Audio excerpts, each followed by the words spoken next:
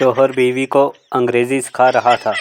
बीवी दोपहर में, डिनर ले लो जी। शौहर, जाहिल, ये डिनर नहीं लंच है।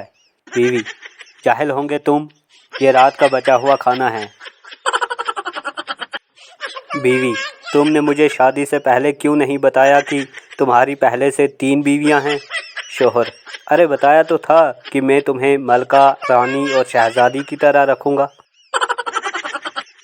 टीचर, तुम्हारे साथ ये छोटा बच्चा कौन है। पप्पू, मेरा भाई शराफत। टीचर, तुम इसे क्लास में क्यों लाए हो। पप्पू, आपने ही तो कहा था कि क्लास में शराफत के साथ बैठा करो। पप्पू पार्क में बैठा एक के बाद एक टॉफ़ी खा रहा था। पास बैठा आदमी बोला, जो ज़्यादा मीठा खाता है वो जल्दी मर जाता है। पप्पू, आपको पता है मेरे दादा की उम्र 100 साल है। आदमी, वो मीठा कम खाते होंगे। पप्पू, जी नहीं, वो अपने काम से काम रखते हैं। शौहर, तुमने मुझ में ऐसा क्या देखा कि तुम फ़ौरन शादी के लिए तैयार हो गई। बीवी, जी मैंने 1-2 बार आपको बालकनी से बर्तन मांजते हुए देखा था। बीवी, तुम मुझसे ऐसी 2 बातें बोलो कि एक से मैं खुश हो जाऊं और दूसरी से मुझे गुस्सा आ जाए। शौहर, 1, तुम मेरी ज़िंदगी हो। 2, और लानत है ऐसी ज़िंदगी पर। रेस देखते हुए खान साहब ने अपने साथ बैठे बंदे से पूछा, इनाम किसको मिलेगा। आदमी ने कहा, सबसे आगे वाले को।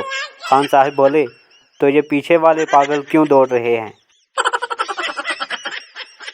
क्लास की ग्रुप फ़ोटो देखते हुए टीचर बोली, जब तुम बड़े होकर ये तस्वीर देखोगे तो कहोगे, ये राजू है जो अमेरिका चला गया, ये नौमी है जो लंदन चला गया, और ये है पप्पू जो वहीं का वहीं रह गया।